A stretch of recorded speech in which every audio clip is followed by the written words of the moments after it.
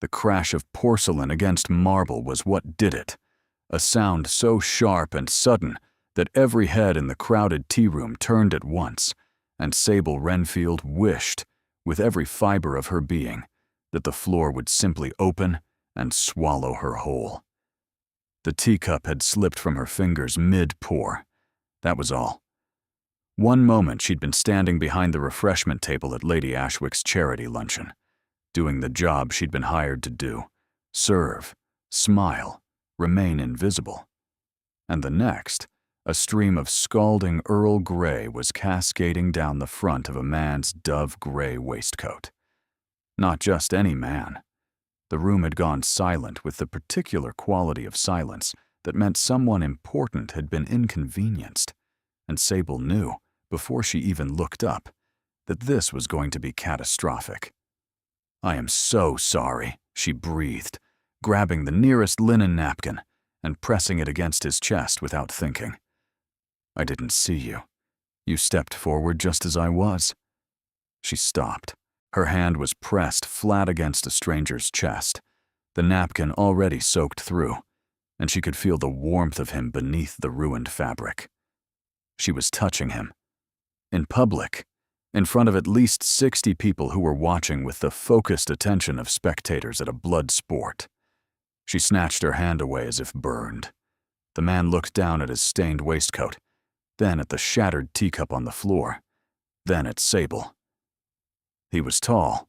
She had to tilt her chin to meet his gaze, with dark copper hair that caught the light from the tall windows, and eyes the color of winter sage, pale green threaded with gray. His face was angular, almost severe, with cheekbones that cast shadows and a mouth set in a line that could have been irritation or amusement. She couldn't tell which. "That," he said, his voice low and unhurried, "was a rather dramatic introduction." It wasn't an introduction. It was an accident. Sable's face was burning. She could feel the stares like heat on her skin. Lady Ashwick's charity luncheon, the most exclusive event of the spring calendar, and she'd just doused a guest in tea. Mrs. Pemberton, who ran the catering agency that had hired her for the afternoon, was going to dismiss her on the spot. "Accidents don't usually involve quite so much physical contact," he observed, glancing at the wet napkin she still clutched in her fist. "I was trying to help.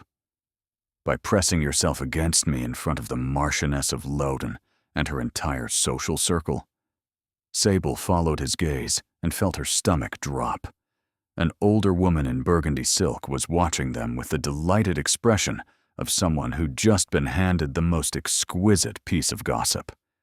Beside her, 3 younger women whispered behind gloved hands, their eyes bright with scandal. "They're going to talk about this for weeks," the man said, almost conversationally. "I'll be dismissed within the hour," Sable replied, more to herself than to him. "Mrs. Pemberton doesn't tolerate scenes." Something shifted in his expression. "You work for the catering service?" "I serve tea at events, or I did, until approximately 30 seconds ago." She bent to gather the broken porcelain, grateful for the excuse to hide her face. "Again, I'm deeply sorry for the inconvenience to your waistcoat." "Forget the waistcoat."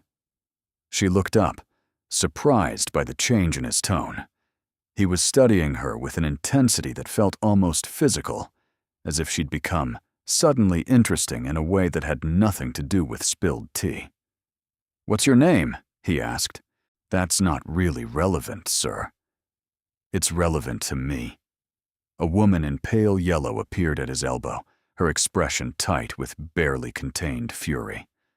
"Harlan, darling, what on earth happened? Your waistcoat is ruined. Shall I have someone fetch?" "It's fine, Marguerite. It most certainly is not fine. This girl," the woman's gaze swept over Sable with dismissive efficiency, the plain black dress of the serving staff, the hair pinned too simply, the absence of jewelry, status, consequence. "This girl should be more careful." "She should," the man, Harlan, agreed.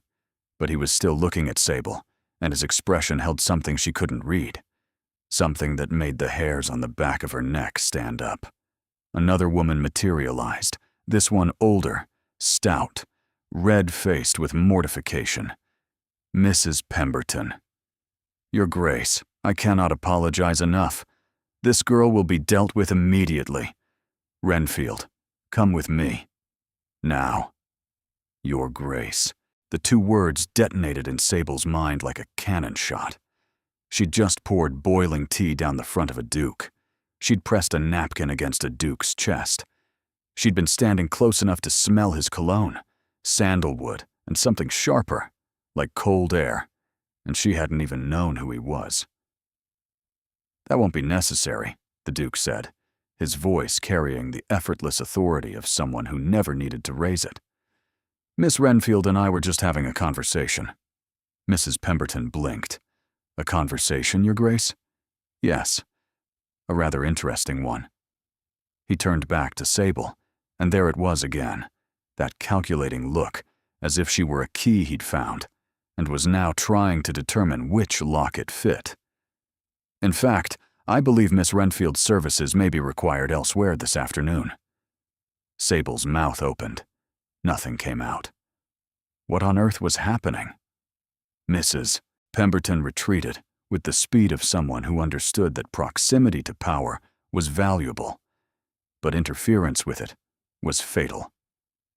Sable stood frozen, broken porcelain still in her hands. I don't understand what's happening. You will. He gestured toward a doorway leading to a smaller, private salon. Walk with me. I don't walk with strangers. You poured tea on me. I think we're past formalities. You still haven't told me your full name. He paused, and she saw surprise flicker across his face, that she genuinely didn't know who he was. In his world, anonymity was impossible.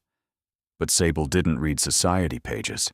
She read penny novels and poetry from the lending library, and she spent her days serving tea to people who looked through her like she was made of glass. Harlan Ashcroft, he said, Duke of Thornmere. The name landed like a stone dropped into still water. Even Sable, who paid no attention to the aristocracy, had heard of the Duke of Thornmere. His estate was the largest in the eastern counties. His family's wealth was the kind measured not in pounds, but in generations. You're the one they call the Winter Duke, she said before she could stop herself. His expression cooled. I see my reputation precedes me. The kitchen staff talk. They say you haven't smiled in public since your wife died. Horror flooded through her. His wife. His late wife. The details were foggy, gleaned from overheard whispers while she polished silver. But she remembered the tone. Reverent, pitying, fascinated. I'm sorry, she said quickly. That was unforgivably rude. It was direct. There's a difference. But his jaw had tightened. Come with me, Miss Renfield. I have a proposition, and I'd rather discuss it without an audience. She should have refused. She was a tea server. He was a duke. But curiosity was Sable's greatest weakness. Her mother called it recklessness. Her brother Dashiell called it trouble. Sable called it the inability to walk away from an unanswered question. She followed him. The private salon was small, elegantly furnished, and mercifully empty. Harlan closed the door, not fully, leaving it ajar by several inches, a concession to propriety that surprised her, and turned to face her. You're articulate, he began without preamble. Well-spoken, educated, clearly from a respectable background despite your current employment. You're also unknown. No one in that tea room recognized you as anything other than staff. Because I am staff. Today you are. But that's not what you were raised to be, is it? The accuracy of his observation was like a blade slipping between her ribs. She wanted to deny it, but what was the point? He was right. She was the daughter of a naval captain who died at sea when she was 14, leaving behind a proud name and nothing else. Her mother had sold everything: the house in Hartlebury, the furniture, the silver, to keep Sable and Dashiell fed and clothed. There had been enough for a modest education, enough for manners and music and French, but not enough for a future. "What do you want?" she asked, stripping all pretense from her voice. "You didn't bring me in here to compliment my diction. I need someone to play a role, a very specific role, for a very specific duration." "What role?" "My potential match." Silence. "I'm sorry. Did you just ask a tea server to pretend to be your romantic interest?" "It's practical." He turned from the window, and she saw it, beneath the title and the authority, exhaustion, deep, grinding exhaustion. "My mother-in-law, the Countess of Oldwick, has been campaigning for me to remarry since before my wife's memorial flowers had wilted. She's selected a candidate, Lady Marguerite Voss, the woman you saw in yellow. Connected, wealthy, impeccable lineage. The woman who called me this girl. The very one. My mother-in-law has arranged dinners, orchestrated encounters, practically announced an engagement that doesn't exist. And Lady Marguerite believes she has a claim on my future because my dead wife was her closest friend." The bitterness in his voice was raw enough to make Sable flinch. "I need a shield, Miss Renfield. Someone whose presence makes the pursuit impossible to continue. Someone temporary." The word hung in the air between them like a verdict. Temporary. "And when it's over?" Sable asked. "You return to your life with generous compensation, and my gratitude, enough to settle whatever debts your family carries." Sable's mind raced. The debts, Dashiell's debts, accumulated through disastrous investments, guided by his friend Thomas Kirke, were substantial. The mending brought in barely enough for food.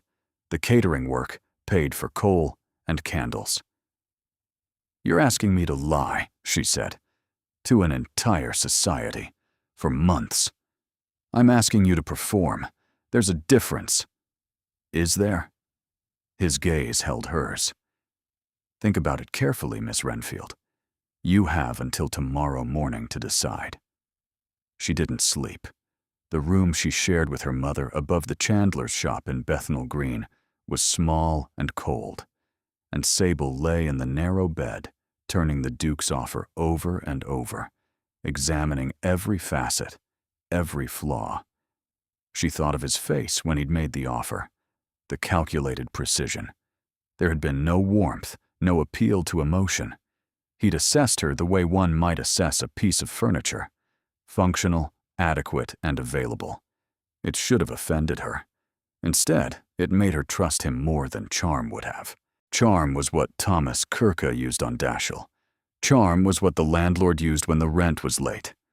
Charm was a mask, and Sable had learned to distrust masks. The Duke hadn't bothered with one. He'd told her exactly what he wanted and why. She was a tool, a means to an end, and the honesty of that was almost refreshing. Almost. By dawn, she'd decided. By 7, she'd dressed in her best day dress, a faded blue cotton rehemmed twice, and told her mother she had an errand. "You look frightened, Sable." "I look determined. There's a difference." The Duke's London residence was a 3-story stone townhouse on a quiet square that probably cost more than every building on her street combined. Sable felt like a sparrow in a hawk's nest. A footman answered the door and regarded her with studied neutrality. "May I help you, miss?" "I'm here to see the Duke of Thornmere. My name is Sable Renfield. He's expecting me." Whether the Duke was actually expecting her was debatable. He'd said she had until tomorrow morning. It was tomorrow morning. She was choosing to interpret that as an invitation. The entrance hall was marble and mahogany, portraits ascending the staircase like a genealogy lesson in oil paint. It smelled of beeswax and old money, and the particular kind of silence that only existed in houses where noise was considered vulgar. "Miss Renfield." He appeared at the top of a curved staircase in a charcoal morning coat and no waistcoat. She noticed the absence, and wondered if he'd simply abandoned them after yesterday. "You're early." "You said tomorrow morning." "It's tomorrow morning." "I meant a civilized hour. It's 7:15. "Civilized hours are for people who can afford to waste daylight, Your Grace." The ghost of a smile crossed his face, quickly suppressed. In his study, he gestured her toward a chair and took one himself, not behind the desk, but across from her. Equal footing. "This mother-in-law," Sable began. "Tell me about her." "Vivian Astaire, Countess of Aldwych, my late wife Cecily's mother. She spent the past 14 months inserting Lady Marguerite into every corner of my life. She's redecorated 3 rooms in this house without my permission." "She redecorated your house?" "Arrived one Tuesday with an army of upholsterers while I was at Parliament. I came home to new curtains and a woman who told me I should be grateful." "That's not thoughtfulness. That's a siege." "Precisely. And Lady Marguerite is her battering ram. Pleasant enough in isolation, but weaponized by the Countess into something I can't escape through conventional means. Every polite refusal is reinterpreted. Every absence is explained away. The only thing that might work is the appearance of a viable alternative. Someone I'm publicly pursuing, making the Countess's campaign untenable." "And your wife, Cecily, how long ago?" Harlan's hand stilled. 16 months. "And you loved her?" He was quiet. Then, carefully, "Cecily was kind. Everyone adored her. Our marriage was content. It wasn't a grand passion. It was a partnership that worked. And when she died, the world expected me to shatter. I didn't. That's what they can't forgive. That I grieved quietly instead of spectacularly. So, they decided you needed managing. The Countess, most of all. She lost her daughter and channeled her grief into controlling what remained. Me, this house, my future. I understand the impulse. But I will not marry a woman I don't love, simply because my mother-in-law needs to believe her daughter's life had a continuation." "All right," Sable said. "I'll do it. You need help, and I need my family to stop drowning.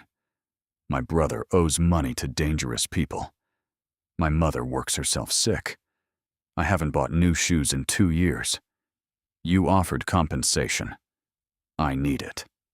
That's the truth, and I'd rather say it plainly than pretend this is something noble. Most people would have dressed it up. Most people haven't had to choose between bread and coal, Your Grace. Honesty is cheaper than performance, and I'm already going to be performing enough. Fair point. You'll be presented as a connection through my household, recently arrived in London at the family's invitation. You'll attend events at my side and allow society to draw its own conclusions." "How long?" "The remainder of the season. 10 weeks, perhaps 12. 10 weeks of being temporary." "What happens if your mother-in-law investigates?" "She'll find the daughter of a naval captain. A respectable family fallen on hard times. No scandal. You've already looked into my background. I needed to be certain you weren't a risk." "And am I?" His eyes held hers for a beat too long. "That remains to be seen." "Then we have a deal," she said, extending her hand. He took it. His grip was firm, warm, and lasted 2 seconds longer than it needed to. "We have a deal, Miss Renfield. She's only temporary," he murmured. "That's all this is. Of course, Your Grace. Temporary." But even as she said it, she felt the words settle between them like a dare, like the first line of a story neither of them knew how to finish. Sable was halfway down the front steps when she stopped, turned, and walked back inside. The footman, who had just begun closing the door, regarded her with the carefully blank expression of a man who had seen everything and was paid handsomely to react to none of it. "I need to speak with His Grace again," Sable said.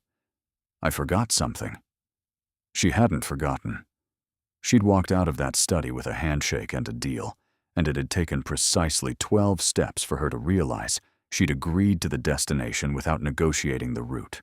Her father, Captain Renfield, who'd navigated 3 oceans and never signed a contract he hadn't read twice, would have been appalled. Harlan was still in the study, standing at the window with his hands clasped behind his back, staring out at the square with the fixed expression of a man watching something invisible. He turned when she re-entered, and she caught it, just for a moment, a flicker of something unguarded in his face. Surprise, maybe, or the faintest edge of relief. "Miss Renfield, I thought we'd concluded." "We concluded your terms. We haven't discussed mine." His eyebrow rose. "You have terms. You're offering me compensation and a temporary role. I'm offering you my reputation, my discretion, and my ability to convince 60 suspicious aristocrats that a tea server belongs among them. That's a skill, and skills have conditions. Go on. First, my mother receives a letter on proper stationery, confirming I've accepted a respectable position as a companion to a member of your family. Something she can hold in her hands and stop worrying. Done. Second, my brother Dashiell is not involved in any way. He's terrible with secrets and entangled with a man named Thomas Kirke, who would sell information about this arrangement before the ink dried. Agreed. Mr. Kirke has already come to my attention. He's not a man I'd willingly invite into my affairs. Third, when this ends, I want more than money. I want a future. Letters of reference, introductions to families who might need a governess or a companion. A path forward that doesn't lead back to serving tea." He was quiet for a long moment. She could see him weighing it. Not the cost. Money was meaningless to him. But the implications. References meant connections. Connections meant his name attached to hers in perpetuity, long after their arrangement dissolved. "References from whom?" he asked carefully. "Not from you. That would raise questions. From whoever in your household or social circle can plausibly vouch for me. If I'm to spend weeks among these people, I'll make impressions. I want those impressions documented. You've thought about this?" "I've been awake since yesterday, Your Grace. I've had nothing but time to think." He studied her, and she held his gaze without flinching. This was the part that mattered. Not the dresses or the events or the performance, but what she'd carry away when the curtain fell. She'd learned from watching her father lose everything that the only things worth having were the ones that couldn't be repossessed. "You're negotiating with a duke," he said, and there was something in his voice, not condescension, not irritation, but a note she couldn't quite name. "You need me as much as I need this arrangement. That makes us equals in the only way that matters." The silence stretched. Then, slowly, he nodded. "Your mother will receive a letter today. Your brother will be kept at a distance. And when this concludes, I'll personally ensure you have every reference and introduction you need to build whatever future you choose." He paused. "There's one more thing. I have a younger sister, Odette. She's 19, lives here, and will almost certainly become your closest ally. She's also incapable of keeping a secret for longer than 40 minutes, so calibrate accordingly." Noted. "She's going to adore you. That's not a compliment. She adores everyone. Try not to let her redecorate your life before you've had breakfast." It was the most human thing he'd said to her, almost warm. She took his hand. His grip was steady, certain, entirely measured. But his thumb brushed the inside of her wrist as he released her, so briefly it might have been accidental, and the sensation traveled through her like a current, impossible to ignore. She left the study on slightly unsteady legs, descended the staircase past the portraits of stern-faced Ashcrofts, and stepped into the pale morning light. Temporary, she reminded herself, as she walked toward the waiting street. Everything about this is temporary. She just needed to make sure she remembered that. The carriage arrived at noon the following day, black and glossy, with the Thornmere crest, a stag, and a laurel wreath in silver. It looked so violently out of place on her narrow, soot-stained street that Mrs. Cobbett from the ground-floor flat pressed her face against her window and didn't move until the horses had pulled away. She'd packed everything she owned into a single trunk. It hadn't taken long. The ride from Bethnal Green to Mayfair was a journey measured not in miles, but in worlds. The streets widened. The buildings grew taller, cleaner. The air changed. Less coal smoke, more cut grass and horse leather. By the time the carriage turned onto the quiet square where Thornmere House sat in dignified pale stone, Sable felt as though she'd traveled to a foreign country without ever leaving London. Thornmere House was 3 stories of Georgian symmetry, tall windows reflecting the afternoon sky, a black iron railing enclosing a small front garden where someone had planted lavender. Mrs. Dalworth, the housekeeper, steel-haired, severe, led her to the Primrose Suite on the 2nd floor. The room made her breath catch. Soft yellow walls, white moldings, a bed with cream linens, and a coverlet embroidered with primroses. A writing desk positioned beneath a window that overlooked the back garden. A wardrobe that could have housed her entire family. An adjoining sitting room with its own fireplace. And a shelf of books. Books. He'd put books in her room. His Grace selected those himself, Mrs. Dalworth said. Last evening. He spent an hour choosing titles. There's Byron, Wordsworth, several novels, and a volume of naval history. Naval history. Because her father had been a captain. The detail was so unexpectedly thoughtful that she had to turn away before the emotion showed on her face. She sat on the edge of the bed, and the mattress gave beneath her with a softness that made her throat ache. She hadn't slept on anything this comfortable since she was 14, before her father's ship went down and took their world with it. Don't cry, she told herself fiercely. Don't you dare cry over a mattress. A knock at the door saved her. You're here. You're actually here. The girl who burst through was a storm wrapped in muslin, dark copper hair like her brother's, but wild where his was governed, tumbling around a face of freckles and enormous green-gray eyes. She seized both of Sable's hands before introductions were possible. I'm Odette. Harlan told me everything. Well, not everything. He's dreadful at explaining things. And I think this is the most brilliant plan anyone has ever conceived. You're going to save us from that ghastly countess. I'm not sure save is the right. It absolutely is. You have no idea what it's been like. She rearranged our morning room. Mother chose those curtains before she died, and the Countess replaced them with something in mauve because she said the old ones were depressing. Mauve. As if grief could be cured by upholstery. The indignation was so genuine, so fierce, that Sable almost smiled despite herself.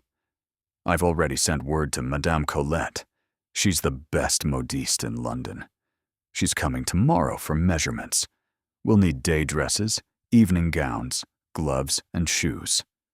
She glanced at Sable's feet with sympathetic dismay. Several pairs of shoes. Sable looked down at her boots, rizzled twice, scuffed beyond repair, and felt the familiar burn of shame.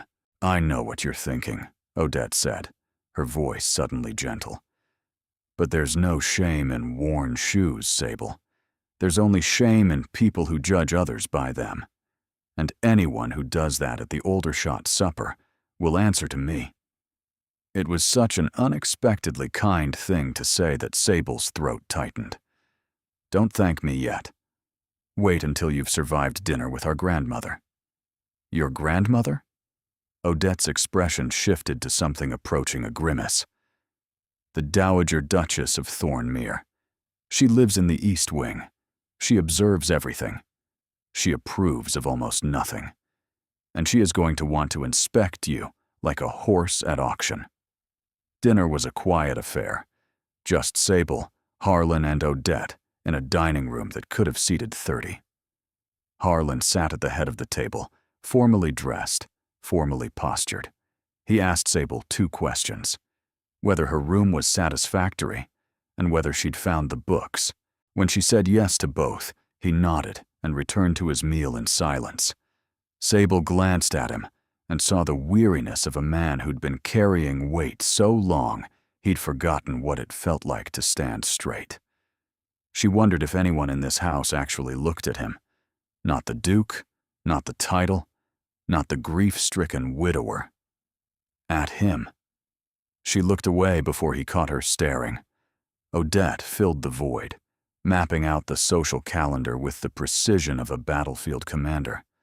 The Aldershot supper, the Whitcomb garden party, the Marchioness of Loudon's annual ball. That's where the Countess will make her move, Odette said darkly. She always does. Last year she cornered Harlan at the Loudon ball and practically announced his engagement to Marguerite in front of 40 people. He had to pretend he'd been misunderstood. What did Lady Marguerite do? Smiled. That's what she always does. Smiles and waits and lets the Countess do the work. She's not stupid, Marguerite. She's just patient. And patience is more dangerous than ambition because people don't see it coming. Morning brought the Dowager. She was tall, silver-haired, ramrod straight, with a posture that suggested she'd been born with a steel rod where her spine should be. She wore dove-gray silk with a cameo at her throat, and her eyes, the same pale green as Harlan's, but colder, more assessing, swept over Sable with the efficiency of a general surveying newly claimed territory. So, she said, and the single syllable carried the weight of a verdict. You are the girl. Sable curtsied, properly, the way her mother had taught her during long-ago lessons that had seemed pointless at the time. Your Grace, I know who you are. I know what you are. And I know why you're here. My grandson believes he's being clever. It's not a terrible plan. But it depends entirely on you, and I don't yet know what you're made of. Would you like me to tell you? I would like you to sit down and stop looking like a rabbit in a snare. If I intended to throw you out, I'd have done it before you finished your toast. Sable sat. The Dowager studied her with an intensity that felt like being read, not observed, but parsed. My grandson says you're the daughter of a naval captain. Lost at sea, 14 years ago. And your mother? Takes in mending, sews until her hands bleed, then sews more. She's the strongest person I know. Strength born of desperation is common. Strength born of choice is rare. Which is yours? Both, Your Grace, depending on the day. The Dowager reached for the teapot with unhurried precision. Let me tell you something about my grandson that he will never tell you himself. When his father died, my son, Philip, Harlan was 26. He married Cecily 6 months later because it was expected, because his grief made him pliable. He didn't love her, not the way a man should love his wife. But he was good to her, faithful and kind. And when she died, he grieved not for a great love lost, but for a life half-lived, for the fact that he'd done everything correctly and felt nothing. Why are you telling me this? Because the Countess believes my grandson is mourning a passionate love. She's wrong. He's mourning the absence of one. And that kind of grief makes a man vulnerable to anyone who offers even the imitation of something real. I'm not here to exploit his vulnerability, Your Grace. Perhaps not intentionally, but proximity has a way of complicating even the most businesslike arrangements. The Dowager set down her cup. I will be watching, Miss Renfield. And if I determine that you are a threat to my grandson's well-being, I will remove you from this house so efficiently you'll think you dreamed the whole thing. She paused at the door. The Aldershot supper. Wear the burgundy. It suits a dark-haired woman. and it says, "I am here on purpose," which is exactly what you need to communicate.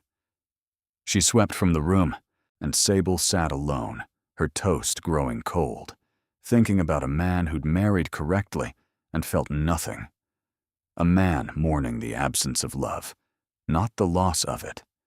She didn't know why that hurt, but it did. The Aldershot supper was held in a candlelit dining room that seated 40, with crystal that threw rainbows across white linen. Sable sat near the center, between a cheerful baronet who talked about horse breeding and Odette, who kept up a whispered commentary on every guest. The burgundy gown, the dowager had been right, drew the attention Sable needed. Elegant without being showy, it made her feel, for the first time since entering Harlan's world, like she wasn't wearing a costume. Harlan sat at the opposite end of the table, too far for conversation, but close enough that she felt his awareness like a thread pulled taut. When their eyes met over the rim of a wineglass, he held her gaze for a beat before looking away. Then Lady Marguerite Voss arrived. She was late, deliberately so. She wore pale gold silk, her blonde hair in an elaborate arrangement. She moved through the room with the serene confidence of a woman who had never questioned whether she belonged. "Miss Renfield," Marguerite said, taking the seat across from Sable. "How delightful. I understand you're staying at Thornmere House." "I am. Lady Odette has been wonderfully welcoming." "Odette is sweet." The word landed like a scalpel. "She collects people the way some women collect ribbons, always picking up strays." "I wouldn't call myself a stray," Sable said evenly. "Strays wander in by accident. I was invited." "Of course you were. By Odette." The implication was precise. Odette had invited her, not Harlan. "By the family," Sable corrected gently. "But I appreciate your interest in the specifics." After dinner, Harlan appeared at her side so smoothly it seemed choreographed. "You survived the table," he murmured, guiding her toward the drawing room, with his hand hovering, not touching, at the small of her back. "Lady Marguerite called me a stray. She calls everyone something. It's her particular talent, the perfectly aimed diminishment disguised as observation. She's good at it. She's had practice." He paused at the threshold. "The Countess is here. I didn't expect her tonight. She must have arranged it with Lady Aldershot. She'll approach you, and when she does, she doesn't fight with insults. She fights with sympathy. Dance with me," he said. They joined the floor for a waltz. Every eye swung toward them like a compass finding north. "They're staring," she said. "They were staring before we started dancing. At least now they have a reason." His hand was warm at her waist, steady. She could feel the strength of his lead, not forceful, but absolute, the kind of guidance that made following feel like choosing. Her palm pressed against his, separated by the thin barrier of her glove, and she was acutely aware of every point of contact. "You're counting," he observed. "I'm praying." "For what?" "Not to step on your feet in front of 40 people and confirm every suspicion they already have about me."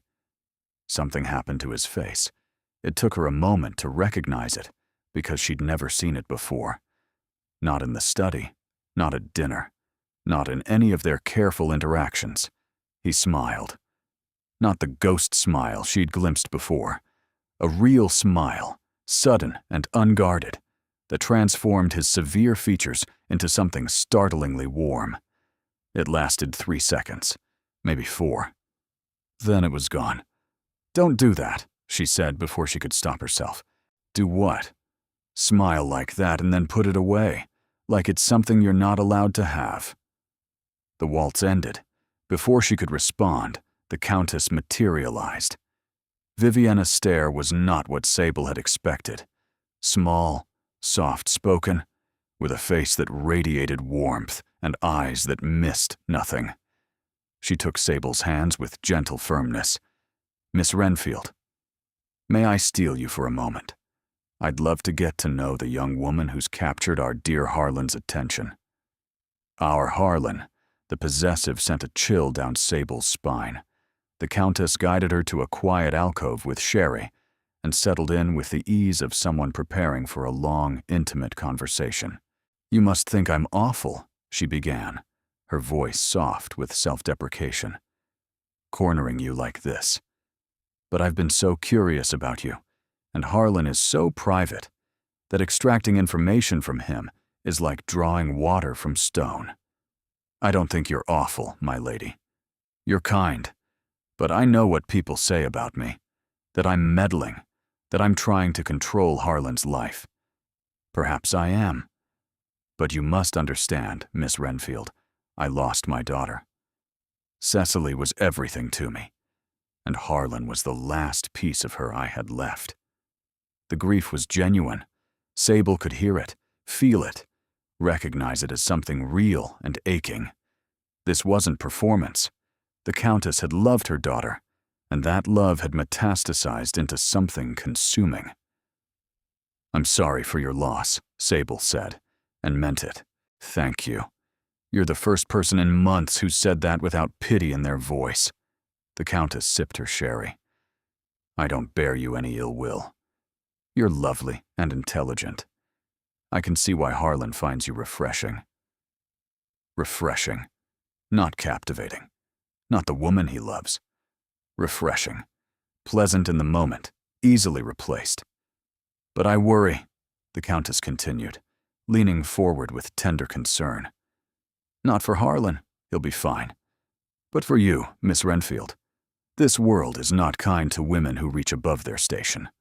Society has a long memory and very sharp teeth. When this fascination runs its course, and it will, where will you be? What will you have?" Each word was wrapped in velvet and tipped with steel. The Countess wasn't threatening her. She was offering a vision of the future. Sable discarded, forgotten, returned to her small life with nothing but memories of a world she'd been allowed to visit, but never to keep. And the worst part, the part that made her hands tighten around her glass, was that the Countess was right. Every beautiful dress and elegant room and charged glance across a dinner table was borrowed, and borrowed things always had to be returned. "I appreciate your concern, my lady," Sable said, proud of how steady her voice came out. "But my arrangements are my own." "Of course they are." The Countess smiled, warm, genuine, patted Sable's hand, rose, and glided back to the party as if the conversation had been nothing more than two women sharing a pleasant chat over sherry. Sable sat in the alcove alone and felt the foundations of her borrowed life tremble. Odette found her. The Countess? She was very kind. She's always kind. That's what makes her terrifying. Sable looked across the drawing room to where Harlan stood, and as if sensing her gaze, he turned. Their eyes met, and something in his expression, unguarded, raw, made her heart clench with a feeling she had no right to have and no idea how to stop. She looked away first, but the damage was done. She avoided the library for 2 days after the Aldershot supper. It wasn't difficult. Thornmere House was large enough to disappear in, and Sable had become skilled at timing her movements to miss Harlan's. Breakfast before he came down, reading in the garden when he was in his study, retiring early when he lingered after dinner. She told herself it was strategy, maintaining the boundaries of their arrangement, keeping the transaction clean.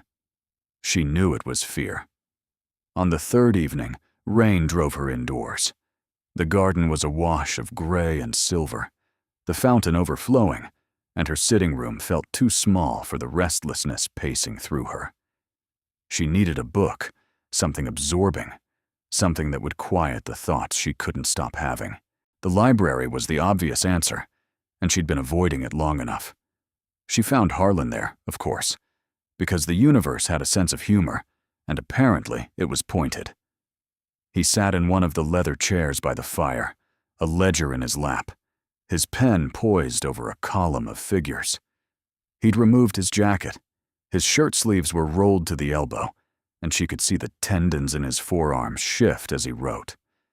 It was an absurdly mundane observation, a man doing accounts, and it shouldn't have made her pulse quicken. But it did. "I can leave," she said from the doorway. "You always say that." He didn't look up. "And I always say, stay. We should consider saving time and skipping the preamble." She entered the room, acutely aware of the door closing behind her. The fire popped and settled. Rain streaked the windows. The library smelled of leather and cedar and old paper, and it felt, as it always did, like a place where the rest of the world couldn't reach. She selected a book without really seeing the title and settled into the chair opposite his. For several minutes, neither spoke. The only sounds were the scratch of his pen, the turn of her pages, and the rain. "You've been avoiding me," he said. "I've been respecting the boundaries of our arrangement." He set down his pen. "The Countess upset you at the Aldershot supper. She told me the truth, Your Grace, that this is temporary. She wasn't cruel about it. She was compassionate, which is worse, because cruelty I can dismiss. Compassion I can't. Her compassion is a weapon. That doesn't make it wrong. I am temporary. We agreed on that. The problem isn't what she said. The problem is that I'd started to forget it." Harlan stood, moving to the window. "My father used to say that the most dangerous thing about comfort is how quickly it becomes necessary." "Are you calling me a comfort?" "I'm calling you necessary." The word came out rough, as if he hadn't meant to say it. "And that terrifies me, because nothing in our arrangement accounts for necessity." "Tell me about your father," she heard herself ask. Philip Ashcroft was the worst duke in 3 generations, and the best man I've ever known. He hated politics, despised social obligations, and spent most of his time in this library reading philosophy. The estate nearly bankrupted under his management. My grandmother never forgave him. But you loved him. More than I've ever loved anyone. The admission was raw. He died 4 years ago, a riding accident. He lived for 3 days. Long enough to tell me he was proud of me, which I didn't deserve, and to ask me to look after Odette, which I've done badly. You haven't done badly. She's 19 and has no suitors, because every man in London is terrified of me. I've been told I have a way of looking at people that suggests imminent violence. You do." He turned, and there it was, the ghost smile. "You're not supposed to agree. I'm not supposed to do any of the things I've been doing since I met you." She stood. "I poured tea on you, pressed a napkin against your chest, negotiated with you before breakfast, and I'm sitting in your library after dark discussing your father. None of this is in the terms of our arrangement." They stood on opposite sides of the fireplace, and Sable felt the boundary they'd drawn bending under a weight it was never designed to bear. "Good night, Your Grace." "Harlan," he said. "When we're alone, when it's just this room and the fire, and no one performing for anyone. My name is Harlan." "Good night, Harlan." She left on unsteady legs and stood in the dark of the Primrose Suite, pressing her hands against her chest as if she could hold her heart in place. The next morning, a package appeared on her writing desk. A slim volume of Keats, leather-bound, margins filled with annotations in Harlan's hand. A note slipped from between the pages. "You said you wanted stability and security. But I think what you actually want is beauty. Here's some to keep, regardless of how temporary everything else may be. H." Sable read the note 3 times. Then she placed the book on her nightstand, where it would be the last thing she saw before sleeping and the first upon waking. She was in so much trouble. The Whitcomb Garden party was croquet on the south lawn, refreshments under a white marquee, and enough aristocratic tension to power a steam engine. Sable wore ivory linen with lace at the collar, and Odette had threaded white flowers through her dark hair until she looked, according to Odette, like a painting that wandered off the wall. Something had changed since the library. The distance between them had taken on a different quality, charged rather than empty, electric rather than hollow. "You look distracted," Odette observed, appearing with lemonade. "I'm observing. You're staring at my brother. There's a difference. There really isn't. He's staring back.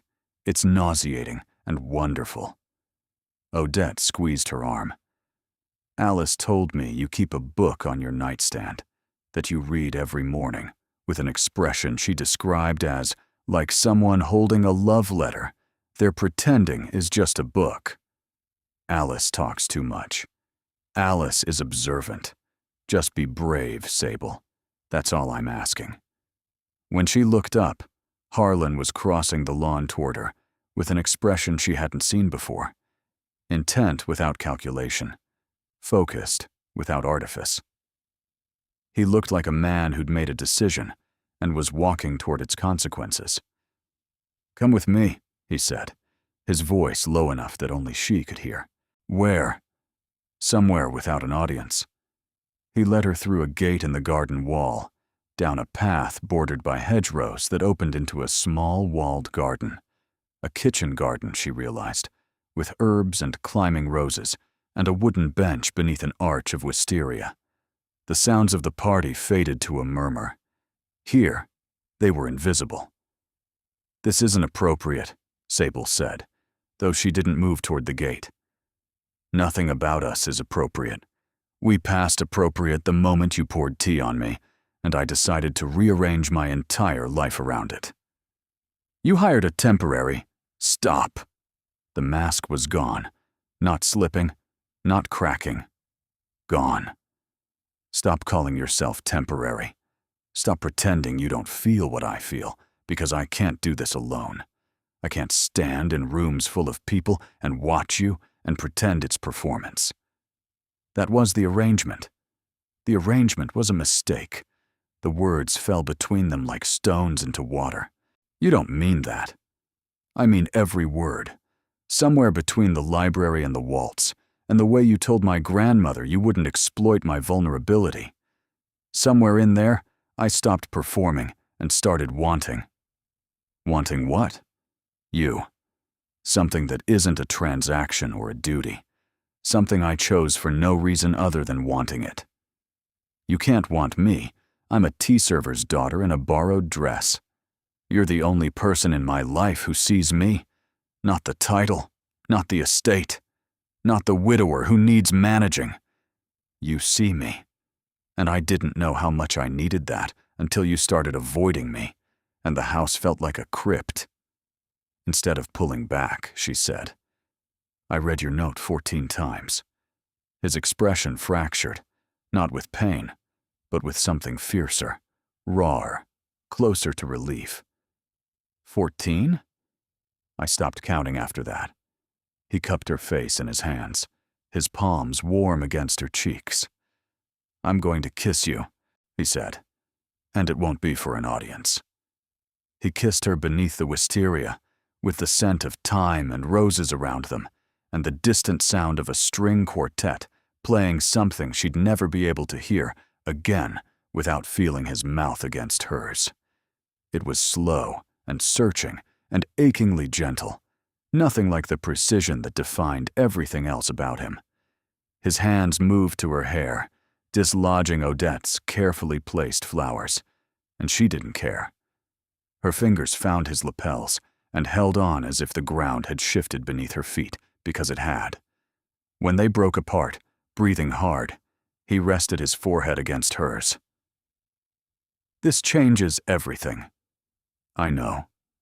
"The Countess will be relentless." "I know."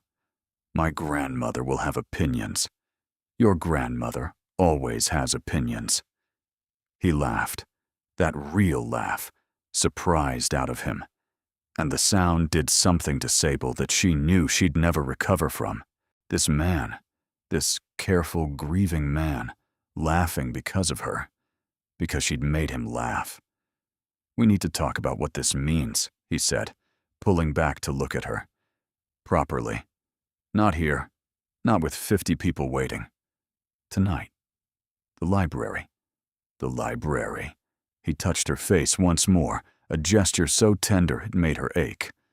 "After dinner." They returned to the party through separate gates. Sable's lips were swollen, and there were flowers missing from her hair.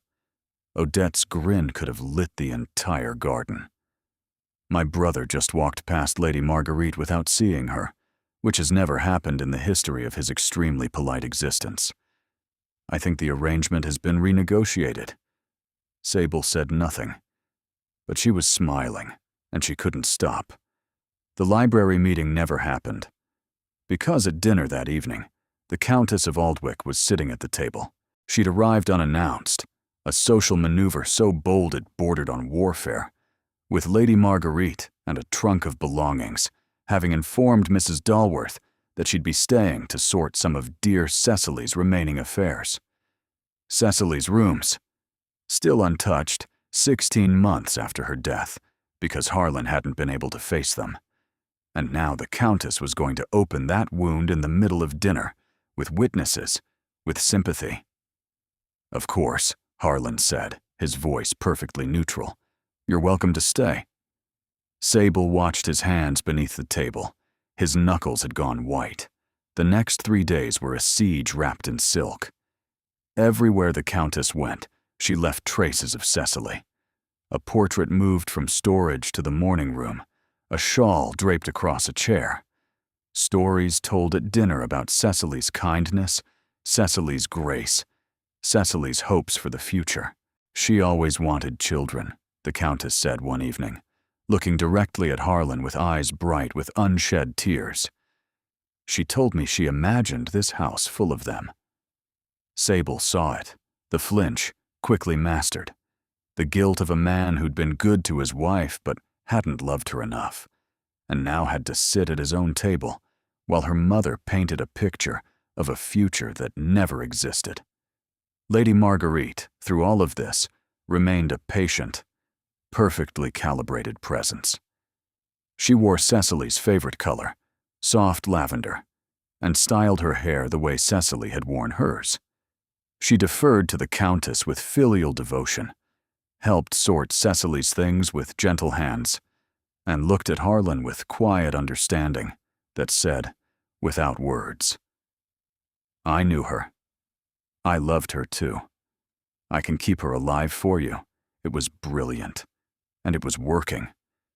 Sable could feel Harlan retreating, not physically, but emotionally. The walls she'd watched him lower in the library, in the walled garden, were going back up, brick by brick. On the second night, Sable found him in the library at midnight, sitting in the dark. No fire, no lamp, just him in the leather chair, staring at nothing. "Harlan, go to bed, Sable. Not until you talk to me." The garden was a mistake. The words hit her like a slap. I was selfish. I let myself want something I have no right to want, and I put you in an impossible position. The Countess is right. This ends, and when it does, where does that leave you? Used and discarded by a duke who should have known better. You don't get to decide what I feel. I'm deciding what's responsible. You're deciding what's safe. There's a difference. Her voice shook, but she held her ground. You're retreating because the Countess came in here with your dead wife's shawl and your dead wife's friend and your dead wife's dreams. And instead of fighting, you're doing what you always do. You're enduring.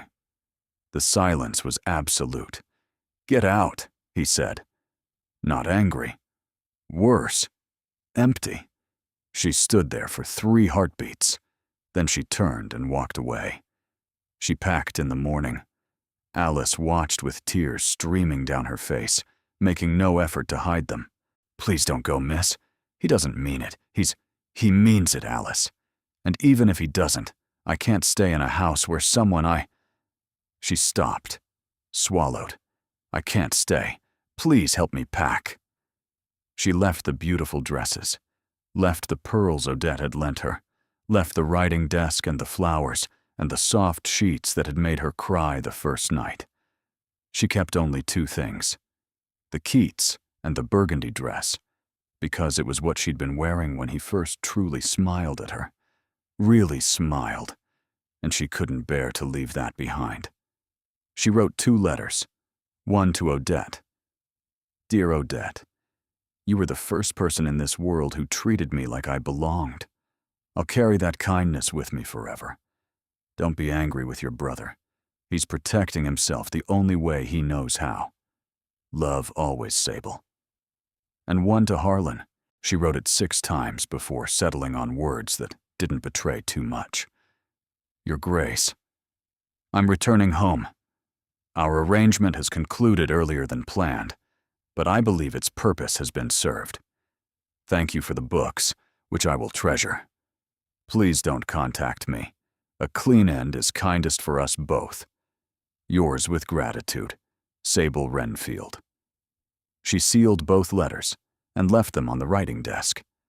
Then she walked down the staircase, past the portraits of 4 generations of Ashcrofts, past Cecily's gentle painted face at the landing, past the marble entrance hall that smelled of beeswax and old money. The Dowager was standing at the foot of the stairs. "So, you're running." "I'm leaving. There's a difference." "There really isn't. The Countess wins then. She has grief and loyalty and 16 months of mourning on her side. I have a borrowed dress and a 10-week contract. You have my grandson's heart, you foolish girl." Sable's composure cracked, just for a moment, just enough for the Dowager to see the devastation beneath. "Hearts are temporary too," she whispered. "Everything is." She walked past the Dowager, through the front door, and into the waiting carriage. She didn't look back. Home was smaller than she remembered, or perhaps she was larger. The modest rooms above the chandler's shop felt like a place she'd outgrown, and the guilt of that feeling sat on her like a stone. Her mother held her and didn't ask questions. Dashiell hovered with the anxious guilt of a man who suspected he'd contributed to whatever had gone wrong. Her father's portrait watched from the mantel with the steady, knowing gaze of a man who'd navigated storms and understood that some of them happened on land. She tried to settle back, helped with the mending, stitches neat and mechanical, marketed, counting coins with fingers that remembered silk gloves, read the Keats every night, pressing her palm against the pages Harlan had annotated, touching the words he'd touched, and hated herself for the weakness of it.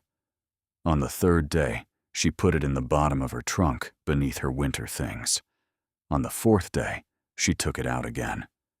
On the 5th day, Thomas Kirke appeared at the door. "Miss Renfield, you look well. Country air agrees with you." "I live in Bethnal Green, Mr. Kirke. There's no country air for miles." "The Duke of Thornmere sent me."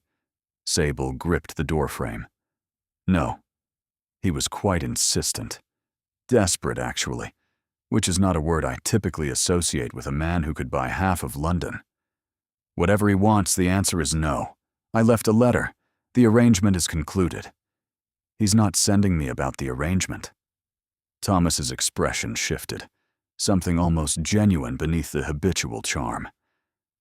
"He sent me because he's done something rather dramatic, and he wants you to know about it before you hear it from anyone else." Despite every instinct screaming at her to close the door, Sable asked, "What has he done? In order?" "He's dismissed the Countess of Aldwych from Thornmere House, personally, to her face. Told her that while he honored Cecily's memory, he would no longer allow her mother to weaponize it against him. The Countess left in tears and fury, and has apparently been telling everyone in Mayfair that the Duke has lost his mind." Sable's breath stopped. He then informed Lady Marguerite, again personally in his study, that he harbored no romantic interest in her whatsoever, that he never had, and that any impression to the contrary was entirely the Countess's construction. Lady Marguerite took it rather well, actually. I think she was relieved. Being a battering ram is exhausting. He didn't. Oh, there's more. Thomas's voice softened. He went to your mother. The world tilted. What? 3 days ago. Arrived in a carriage that caused Mrs. Cobbett to nearly break her window pressing against it.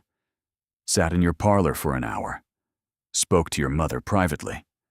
Asked her. Thomas paused, and for the first time since she'd known him, he looked genuinely moved.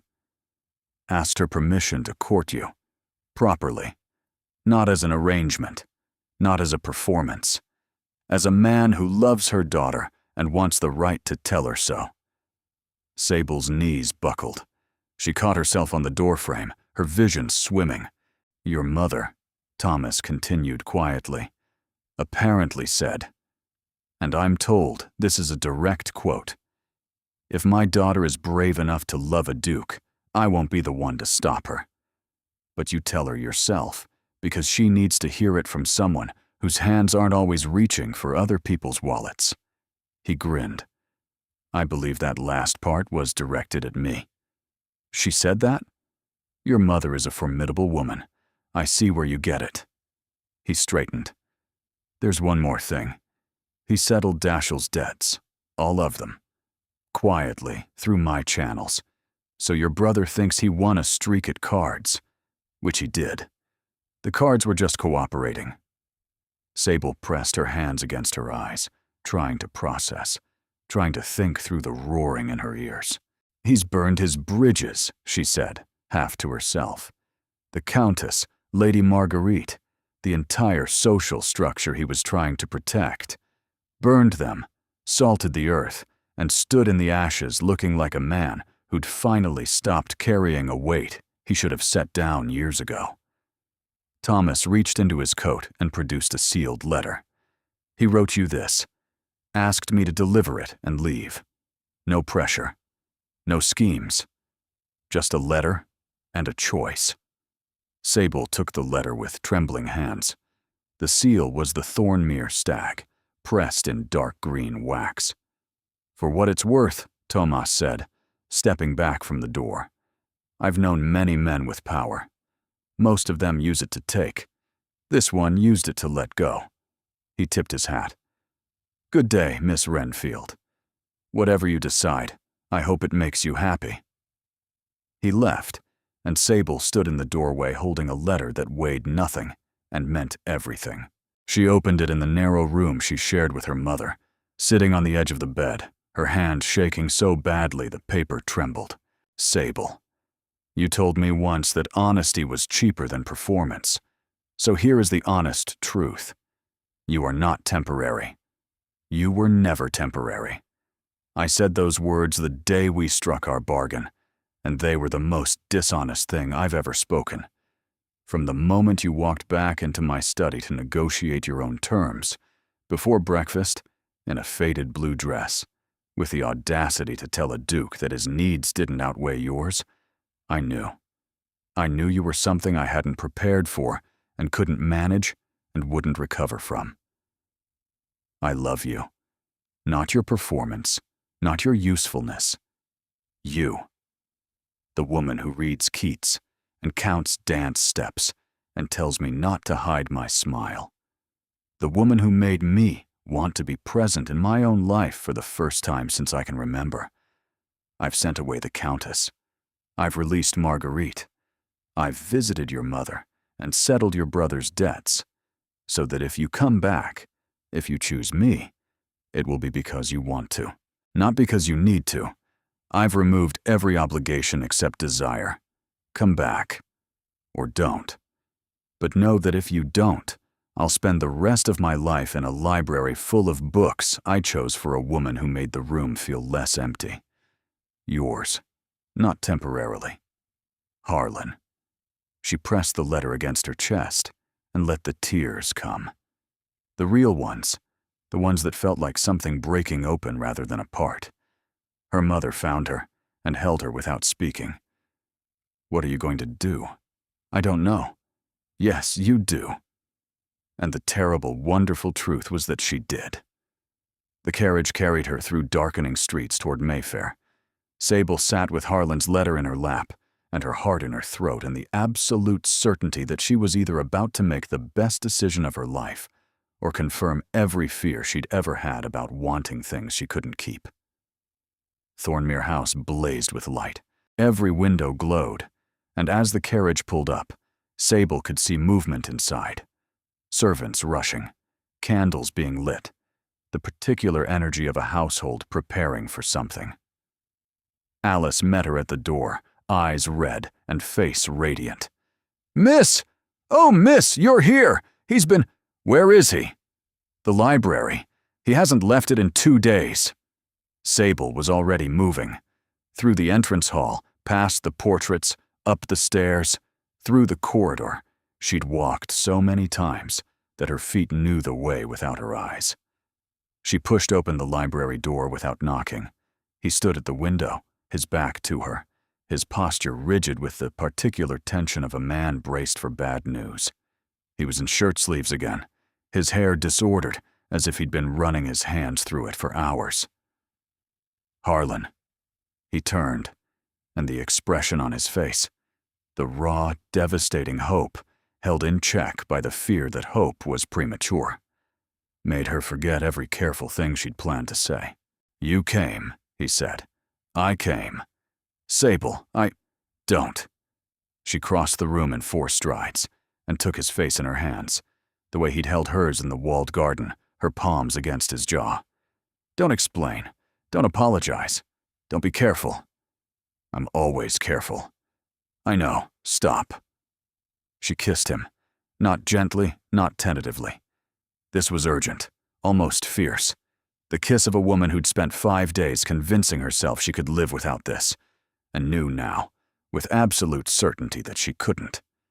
He made a sound against her mouth, broken, grateful, and his arms came around her with a strength that lifted her off her feet, pulling her against him as if the distance between them had been a physical pain, and proximity was the only cure. When they finally broke apart, breathing ragged, he said, "I meant every word. I know you did. I love you. I know that too. I love you back, and it terrifies me, and I don't care." He laughed, that real laugh, the one that transformed him, and pulled her closer. "The Marchioness of Loudon's ball is in 3 days. I want to walk in with you, not as an arrangement, as the woman I'm courting, publicly, irrevocably, with full knowledge that it will create the kind of scandal that keeps society columnists employed for months. Your grandmother will have opinions." "My grandmother," said a voice from the doorway, "has been standing here for 45 seconds, and already has several." The Dowager entered the library. "You left," she said to Sable. "Yes." "You came back." "Yes." "Why?" "Because he wrote me the most honest thing anyone has ever said to me. Because my mother told me that running doesn't make the wanting stop. Because I spent 5 days trying to go back to who I was before him, and I couldn't. Not because of the dresses or this house, because of him. The man who put naval history in my room because my father was a captain. The man who laughs like he's surprised he still can." The Dowager looked at her grandson, who stood behind Sable with a vulnerability he'd never shown to another soul.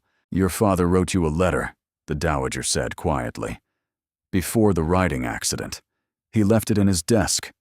I kept it because I wasn't sure you were ready." She produced a folded paper, yellowed with age. "Read it later. When you're with her, which I suspect amounts to the same thing now." She straightened. "I don't approve of the scandal this will cause. But I do approve," her voice caught, "of the way you look at her. Your father looked at your mother that way. I spent 30 years thinking it was weakness. I was wrong." The Marchioness of Loudon's ball was 400 guests, a ballroom draped in white silk and ivy, an orchestra imported from Vienna, and enough candlelight to be seen from the Thames. Everyone who mattered was there, and everyone who mattered was watching the entrance. Sable stood at the top of the grand staircase, in a gown of deep midnight blue, commissioned by the dowager from Madame Colette, with the instruction, "Make her look like she belongs, because she does." The fabric was silk, overlaid with delicate silver embroidery that caught the light like stars. At her throat, a sapphire pendant the dowager had pressed into her hands that afternoon, with the words, "It was Harlan's grandmother's. She would have liked you. She was difficult, too." "Ready?" Harlan murmured beside her, offering his arm. He wore black evening dress that made him look severe and beautiful and entirely hers. "No." "Good. Neither am I." They descended the staircase together, and the whisper started before they'd reached the third step. Sable could see the Countess near the refreshments, her face a composed mask. Lady Marguerite beside her, looking surprisingly serene. Odette near the dance floor, practically vibrating with anticipation. They reached the ballroom floor. The orchestra was playing, couples already moving. But Harlan stopped in the center of the room and turned to face her. "Miss Sable Renfield," he said, his voice carrying with the quiet authority that silenced the nearest conversations, which silenced the ones beyond that, until the ripple of quiet had spread across the entire ballroom. "Will you honor me with this dance?" In the weighted hush of 400 watching eyes, it was a declaration of war against every expectation, every convention, every whispered prediction that she was temporary. She placed her hand in his. "The honor is mine, Your Grace." The orchestra shifted into a waltz, and they took the floor alone. Sable didn't count steps. She didn't pray. She looked into Harlan's eyes and let him lead, and they moved together as if they'd been doing this for years instead of weeks, as if the music had been written for the way their bodies fit.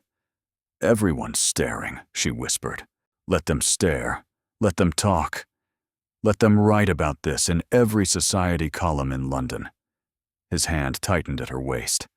"I want them to see." "See what?" "That you were never temporary.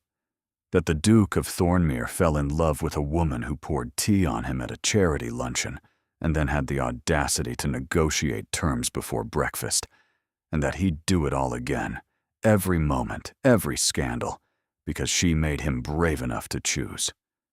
Sable's eyes burned with tears she refused to let fall. Not here. Not yet.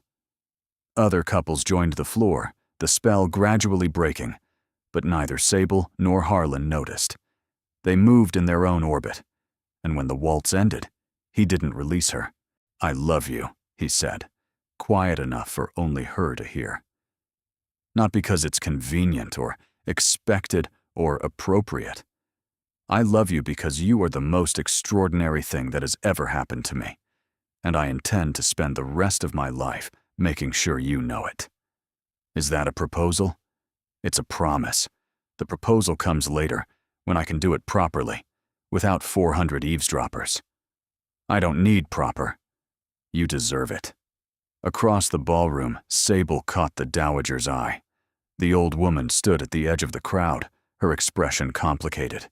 Pride and fear and love and the fierce, reluctant surrender of someone who'd spent a lifetime believing duty mattered more than happiness, only to discover she'd been wrong.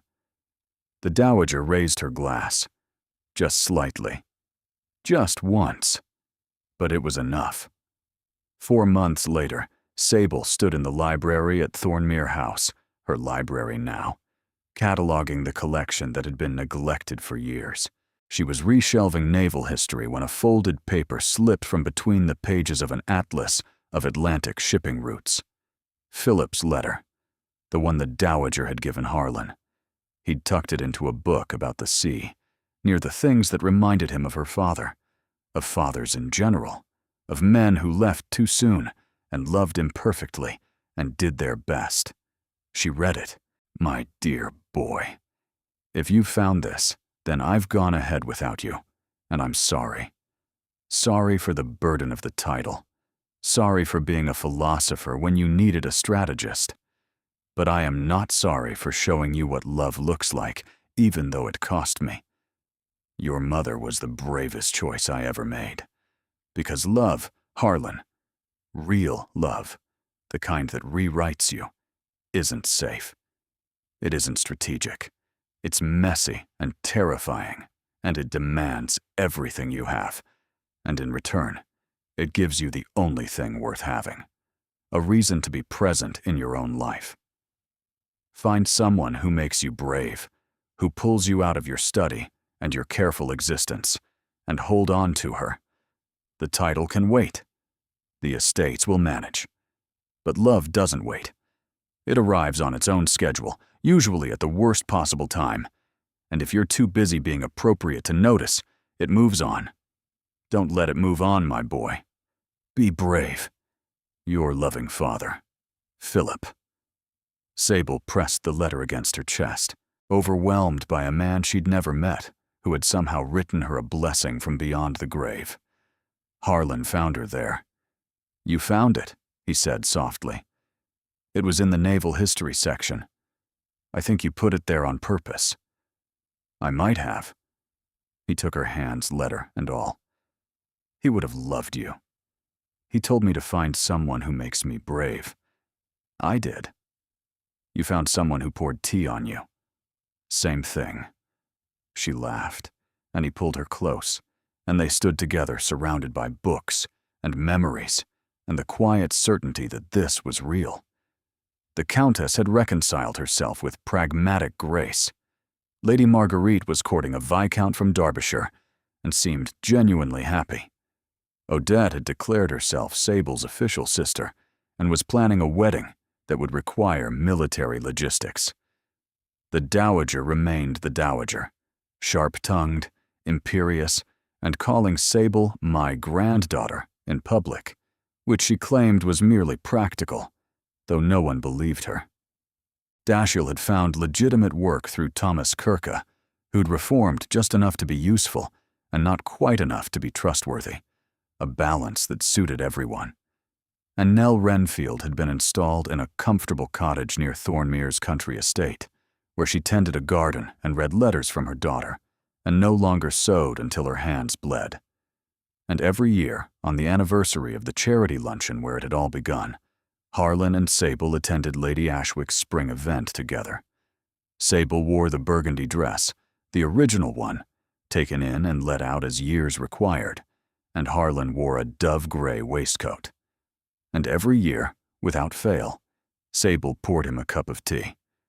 Carefully, deliberately, into his cup and not down his front.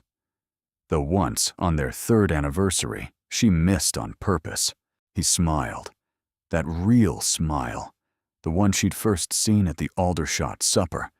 The one that still made her heart stutter after all this time. And pulled her close, tea-stained waistcoat and all. Temporary, he murmured against her hair. Permanent, she corrected. And that, as it turned out, was the only word that mattered. Thank you for being here. You're the reason these stories exist, because you believe in love that chooses courage over convenience, in characters who fight for happiness, despite every voice telling them it's impossible, in endings that feel earned because they are. Your presence makes this space what it is, and I'm grateful for every moment you spend with these characters. If a line stayed with you, if a scene made your heart race or your eyes sting, I'd love to hear about it. Your engagement helps me understand what moves you, what keeps you listening, and what kinds of stories to bring you next. If you'd like more romances with emotional depth and genuine character growth, consider subscribing. Thank you for being here. You make this community what it is.